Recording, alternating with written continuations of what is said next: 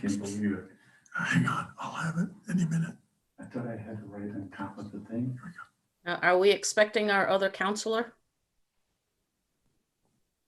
I believe so. Yep. There he is. There he is. Okay, so let's let him get his audio up and running. Can you hear me? You're there? Okay. All right. So you're all set. You're recording. All right.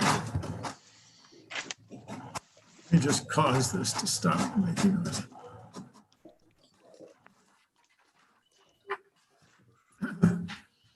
Good evening, ladies and gentlemen. It's 7 p.m. We'll call to order this meeting of the Town Council. We'll begin our meeting by a roll call of councilors present. Councilor Golembeski. Here. Councilor Mataronis. Here. Councilor Moore. Here. Councilor Wallach. Here. Councilor Mushin here. We have a quorum. We have all 5 councilors. Our first item of business is a public hearing. So we'll call to order that public hearing. The hearing is to consider a proposed amendment to the Little Compton Town Code, Chapter 14, in which the amendment would propose to expand the business zone for Plat 30 Lot 8-1 to include the entire lot known as 50 Commons LLC in the town of Little Compton, at 50 Commons in the town of Little Compton. To be specific, this is the property on which the Wilbur store sits, and the proposal is to expand the business zone to encompass the entire lot, which it does not now do. Are there parties in the public who are interested in the council hearing from them on this matter? If you could indicate that by raising your hand, using the raise hand function or using the chat function, preferably the raise hand. We do have in attendance Sid Wardell, who is a partner in the 50 Commons LLC, and his son David Wardell, also a partner, I believe. I do not have any raised hands from any other members of the public wishing to speak on the subject. Do either of the owners, either of the Wardells, wish to comment? Hearing no comment from the public or from the owners and proposers, I would advise the council that there is one additional step that needs to be taken that has not been completed, and that is the advising and hearing back from abutters. That group of people would be those within 200 feet of the proposed change.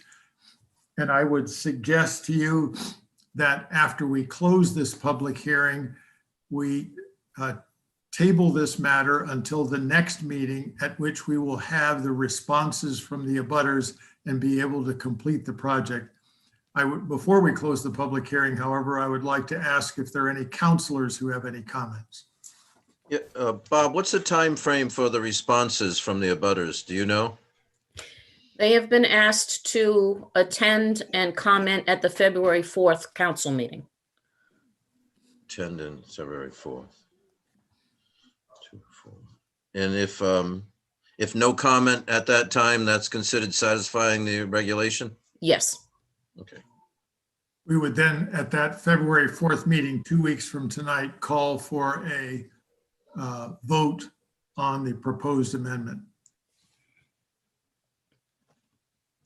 My only comment is I had an email from a resident south of Commons Road that does not abut the property, but they said they couldn't make the meeting tonight, but they were in favor of extending the business zone to encompass the rest of the property. Well, they will have an opportunity to speak on February 4th then. I'll let them know. Thank you. Thank you, Councilor Moore. Is there then a motion to close the public hearing? So moved. Second. Any further discussion? A roll call vote. Councilor Golembeski. Aye. Councilor Mataronis. Aye. Councilor Moore. Aye. Councilor Wallach. Aye. Councilor Mushin, aye. The Could you- motion then carries. The public meeting is closed, and we expect, just to summarize, to take this matter up at our next meeting with the sole purpose of hearing from the abutters, obviously any other interested party, and then to take action at that meeting. Could I ask you to formally continue it to February 4th? I would seek a motion from a counselor to do that. So moved. Second, Motion is made by Counselor Mataronis and seconded by Counselor Golembeski to continue this matter to the meeting on the 4th, to our next meeting. Any further discussion? Roll call vote, Counselor Golembeski, aye. Mataronis, Aye. Moore, Aye. Wallach, Aye. Mushin, aye. Thank you. Thank you. The next item of business is approval of the minutes of January 7th. Motion to approve the January 7th, 2021 Town Council meeting as written. Unless anybody has any comments or questions. I'll second that.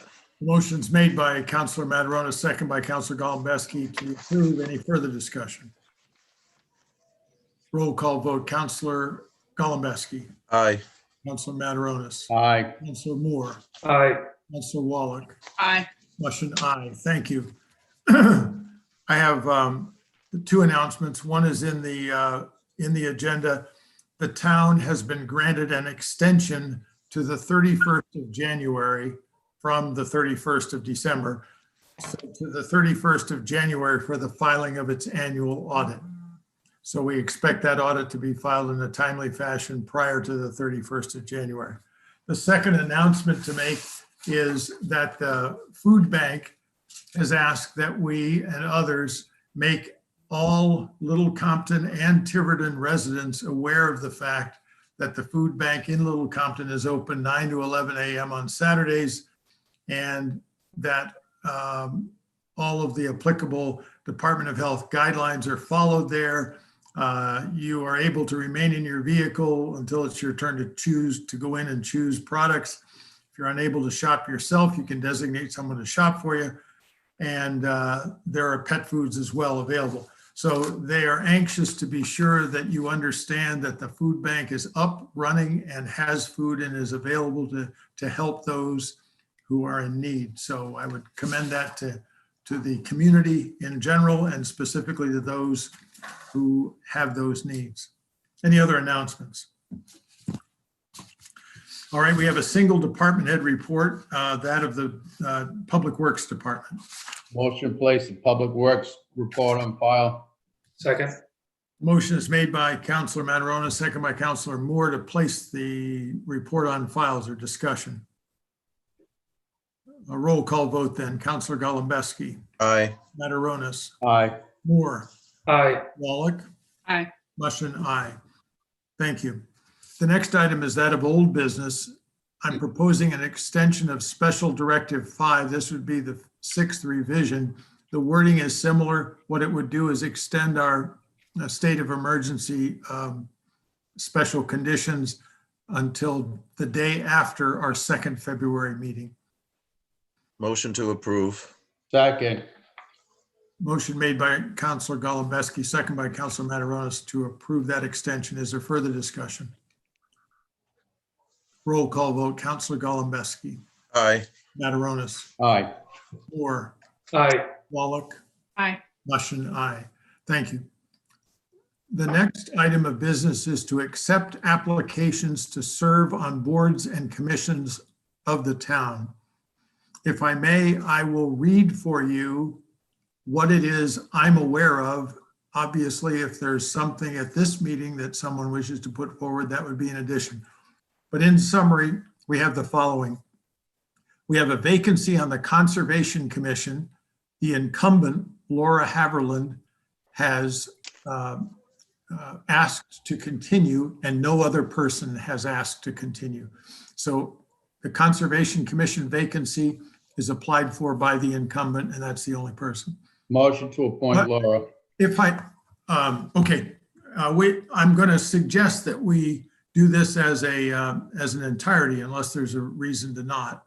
Well, the reason it's not is because my nephew and my son are applying for reappointments to the Harbor Commission. I was going to abstain from that, so I don't want to do it in a block. Once we get by the Harbor Commission, then you can do it in a block, so if you so desire, which the Harbor Commission The is. motion then is made by Counselor Mataronis to approve Laura Haverland's appointment to the Conservation Commission. Is there a second? Second. Motion is made by, or second is made by Counselor Moore. Any further discussion? We'll take a roll call vote. Counselor Golembeski, Aye. Mataronis, Aye. Moore, Aye. Wallach, Aye. Mushin, aye. Thank you. The second item is the Harbor Commission. There are 2 vacancies, both of which are applied for by the incumbents, Greg Mataronis and Gary Mataronis Jr. Both of those positions, neither of those positions has any other applicant. So the 2 incumbents have applied for reappointment. Is there a motion to appoint those 2? Motion to appoint the incumbents. Second. Motion is made by Counselor Golembeski, second by Counselor Wallach. Further discussion? Understanding that Counselor Mataronis will abstain from this motion, or from this vote. Counselor Golembeski, Aye. Counselor Moore, Aye. Counselor Wallach, Aye. Counselor Mushin, aye. Thank you. Thank you, Bob. Exactly. Thanks, Gary. The next then are the following. There are 2 vacancies on the Housing Trust. Neither incumbent has applied to continue in their position. 2 persons have applied to fill those 2 vacancies, Claudia McNeil and Susan Boddington. So Claudia McNeil and Susan Boddington are newly applied persons willing and ready to fill those 2 vacancies. There's a vacancy on the Planning Board. The incumbent does not seek reappointment. We have 1 applicant for the Planning Board, and that's Dave Boschman. The Recreation Committee has 1 potential vacancy that is filled by a person who has informed the clerk that he is willing to continue unless another wishes to replace him. We have, in this case, another person, Dan O'Connor, who wishes to fill what would be that vacancy, assuming that the desires of Tom Grimes, who is the person who fills it now, are met. So Tom Grimes' intention is to step down if another can be appointed in his place. Dan O'Connor has raised his hand to be that person. 2 more. The tree warden is a obviously single position. The incumbent, Jason Burchard, has applied for reappointment as tree warden, and he is the only applicant. Finally, the Charter Review Commission, which needs 7 members, has 4 volunteers of which I'm aware. Those are Michael Folcarelli, Ed Bowen, Monica Hopton, and Chuck Barron. Michael Folcarelli, Ed Bowen, Monica Hopton, and Chuck Barron. In summary then, we have 2 new players in the Housing Trust, a new person in the Planning Board, a new person in the Recreation Committee, the incumbent tree warden, and 4 of the required 7 persons for the Charter Review Commission. I would entertain a motion to make the appointments I have just laid out. I'll make Go ahead, Paul. I'll make a motion that we approve it, understanding that we got to let Tom Grimes give his resignation for Dan O'Connor to step in. Well, he already, in his letter stating that he was going to ask for a reappointment, he has told me that he would willingly step down if someone else wanted to fill that position. So I think notification to him is sufficient, but I don't see where resignation is required. Okay, This is- so this is he's asking not to be reappointed if someone fills his spot. Exactly. Okay, that works. And then obviously there's still 3 openings on the Charter Review. That's right. Yes. So I'll move my motion just with those caveats. I'll second that motion. So the motion is made to appoint the persons I have named. And is it appropriate to say that your motion includes continuing the vacancy for 3 more seats on the Charter Review? Yes, it would be, sir. And that is the second, the motion and the second then by Councilor Mataronis. Is there further discussion? All right, I'll ask for a roll call vote. Councilor Golembeski, Aye. Councilor Mataronis, Aye. Councilor Moore, Aye. Councilor Wallach, Aye. Councilor Mushin, aye. Thank you. And Thank you. thanks to Tom Grimes for his service on the Recreation Committee. We'll certainly, thank you. Here, here. As well as we have already issued a letter with respect to Bob Green. All right. Our next item is that of new business. The chief of police is with us on this meeting, and he is proposing a reserve police officer program, which I would like him to have the opportunity to explain to you. Chief Raines. Thank you, Mr. President. So as the council and members are all well aware, the department is made up of 9 sworn full-time officers, plus myself, 10 total. One of those sworn members is assigned to an administrative schedule. She is our accreditation manager and is spearheading our statewide accreditation program. So we have the remaining 8 working patrol shifts, 2 12-hour shifts per day, 2 officers per shift. So in the event of vacation, sick time, comp time, personal days taken by our sworn members, there's a need to fill open shifts. And with a short number of people remaining who aren't working on those days, the use of order backs becomes fairly common. And order back by nature, obviously the officer is not volunteering to take the shift for one reason or another. So when you order them back, they're usually missing out on something, whether that may be a doctor's appointment, a dentist appointment, some kind of family event, etc. Over time, that order back, if it becomes frequent for that person, becomes a bit of friction. I would describe it as, at home or at work. So, our goal is always to keep our officers healthy, both physically and mentally. So looking at the order backs, how do we alleviate the number of order backs for our sworn officers and keep everybody, happy and healthy? The first answer to that is, hire more people, hire full-time. We all know that full-time officers, it's a long hiring process. It costs money to test. Then they have to go through the police academy, 6 months there. We're paying for uniforms, and then there's a field training program. So we're looking at, a hiring process of 1.5 years before that person is actually somewhat beneficial to the department. So, and along with that comes the fiscal responsibilities of hiring full-time. So I didn't think that was feasible at this time for various reasons. So how do we get around that? My time as executive director previously with the Municipal Police Academy, a lot of departments would present retired members to the post, the Rhode Island Police Officers Commission on Standards and Training, and the Academy as hirees, temporary part-time employees of their departments who were retired from a municipality or the state police, and utilize them for part-time shifts, for overtime details, road construction, whatever it may be. So I thought that would be a good option for us. I put together the program. I reached out to Paul Dutra, who is one of the law enforcement liability officers at the Trust Insurance. Paul is has a vast amount of knowledge in this area. He was 20 plus years with the Warwick Police Department. Then he was with the Attorney General's office, and now with the Trust. Now, Paul gave me a brief history on the reserve program and why it was somewhat dissolved years ago in Rhode Island.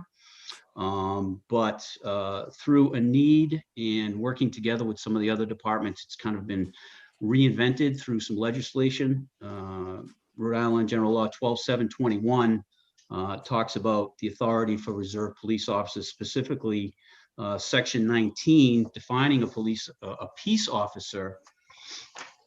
Section 19 mentions retired non-permanent sworn members of any municipal police department shall be deemed to be police officers only while in the performance of their duties for any municipal police department, and shall be permitted to carry their firearm while in performance of their duties.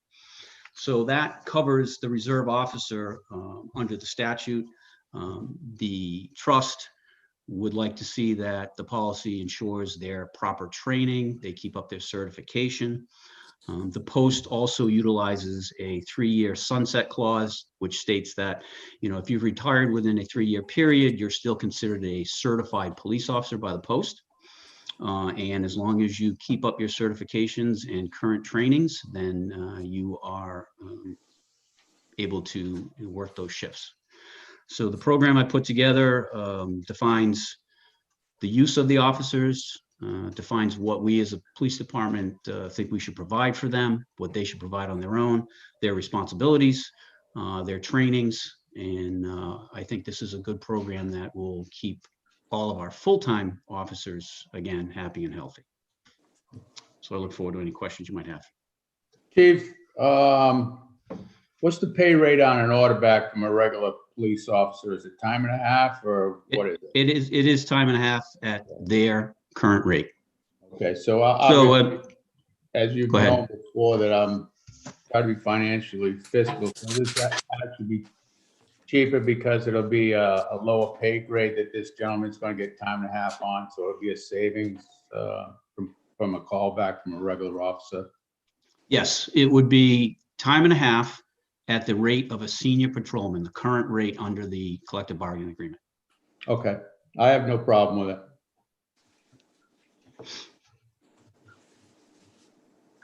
A question.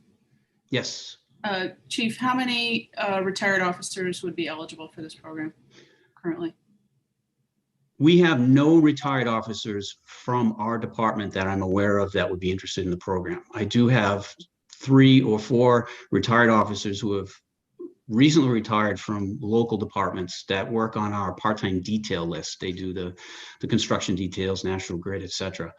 They're all recently retired, looking to subsidize their retirement income through details.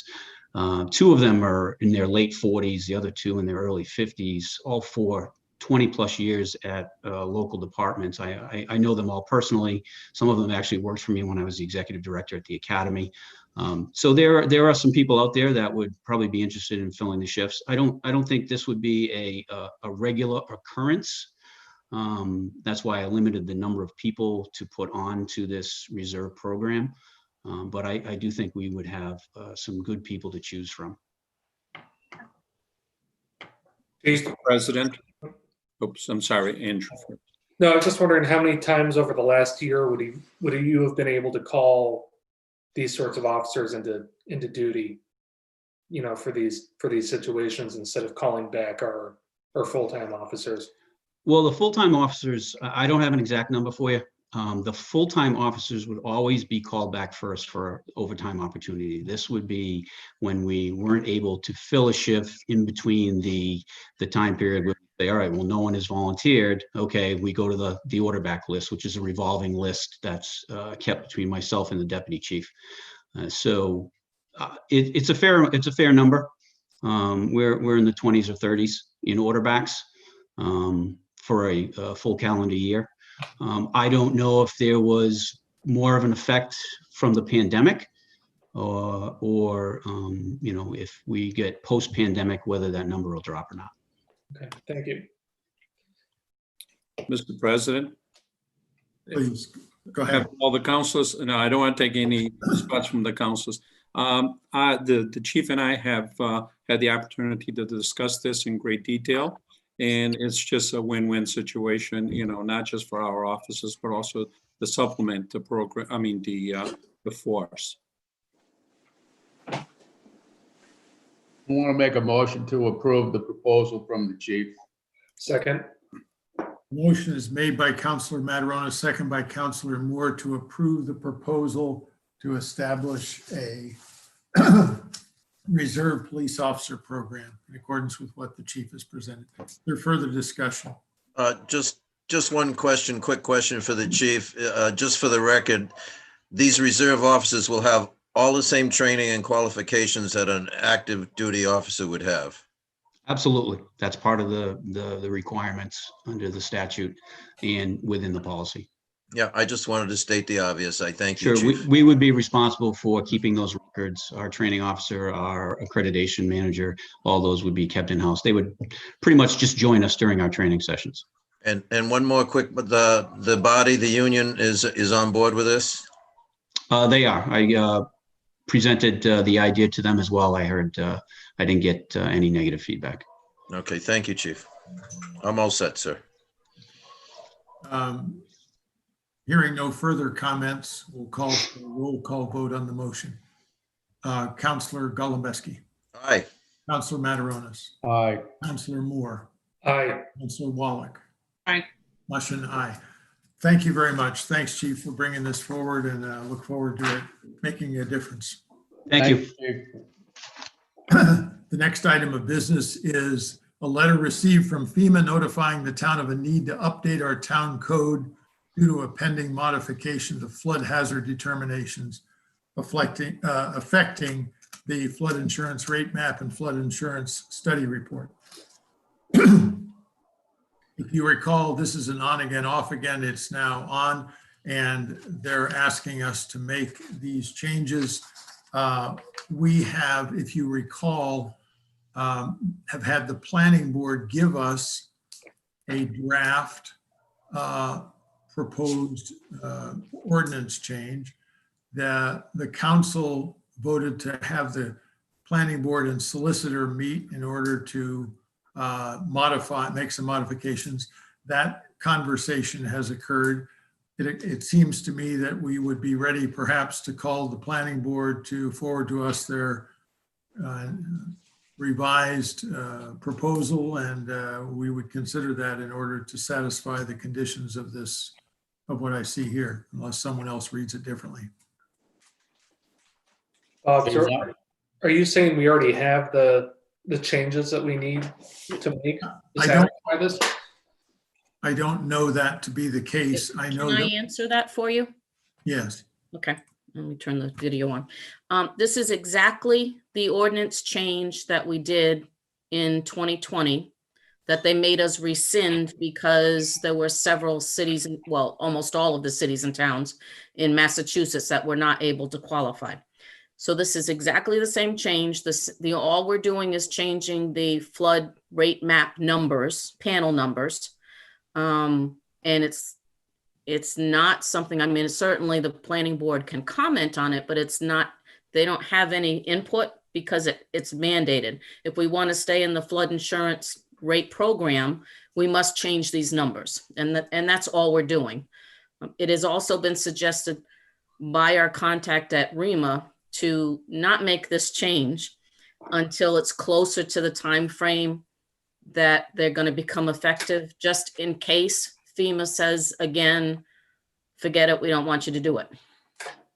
Because he's not 100% confident that if we do it right now, they may tell us to rescind it again. Okay. Carol, would it be appropriate that you let us know when that time's going to be from? Put it back on the agenda at that time. Yeah, I'm anticipating maybe April or May. Well, could you put it back on the agenda at that time? Yes. And we'll deal with it at that time. I can, if that's the council's pleasure. I just wanted to make sure that you knew they were going to ask us to make this change again. Well, that would be my motion, to have the town clerk put it on the agenda when it's at the appropriate time for us to make a discussion on and vote on. Your motion, I'll second it. And Gary, your motion is to set this aside until we get notice from the clerk to put it back on the agenda. Correct. The motion then before us is, as you have just heard, is to set this matter aside until the clerk returns it to the agenda as being the time in which we are confident from the Rhode Island Emergency Management Agency that no further changes are forthcoming. Is there any discussion on the motion? All right, I'll ask for a roll call vote. Councillor Golembeski. Aye. Councillor Mataronis. Aye. Councillor Moore. Aye. Councillor Wallach. Aye. Mushin, aye. Thank you.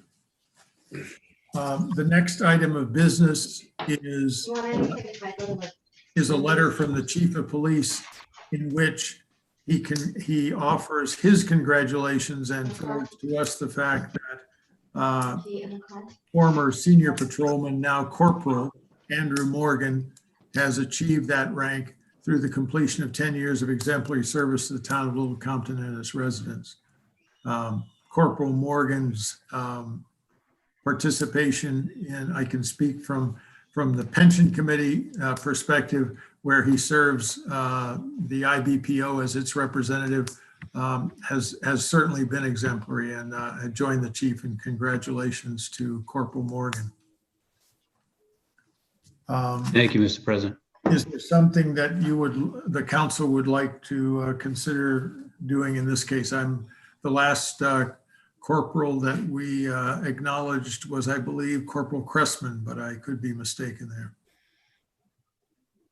I believe you're In correct, this sir. COVID environment, we are unable to look the man or woman in the eye and say, "Well done, ma'am, sir."